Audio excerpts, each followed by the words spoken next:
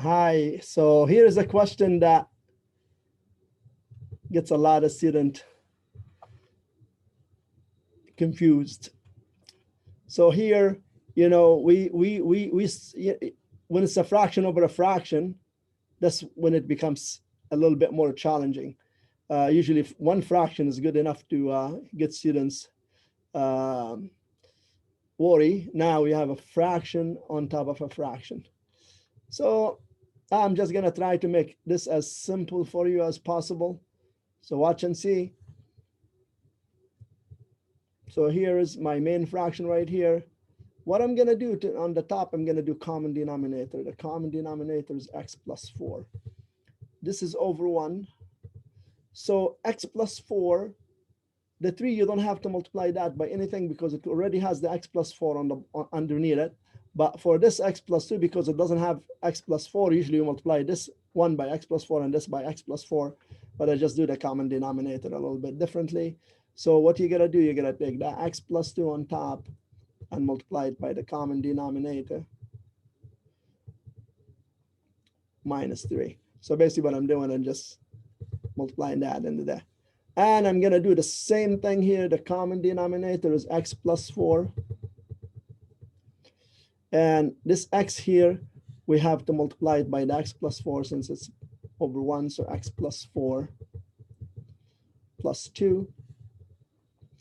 Now equals, I'm gonna start foiling this, x squared plus, and you know what, hold on a second before I start foiling.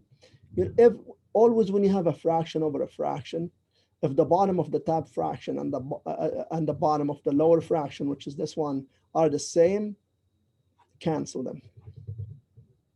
Just take my word for it, don't worry. So if you have a fraction on top of a fraction and the bottom of both fractions are the same, cancel them. Now it becomes this over this. So now I'm gonna start foiling this and I'm gonna get x squared plus 4x plus 2x plus 8 minus 3 all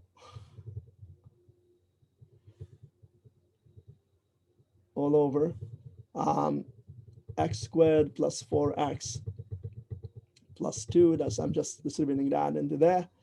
And now we're just gonna collect like terms. So I'm gonna get x squared plus 6x plus 6 all over x squared plus 4x plus 2. And I think that's it. We cannot factor the top, we cannot factor the bottom. So that's the way we keep it. If we could factor them, always factor, just see if you could cancel something from the top from something with the bottom, or from something with something from the bottom. Again, just a few tips, you know, there are things that students sometimes they don't know if they could do or they can't, but take my word for this. If you have this kind of situation where the bottoms are the same, but fractions, just cancel them, and that will make your life a lot easier. Okay. So thanks for watching again.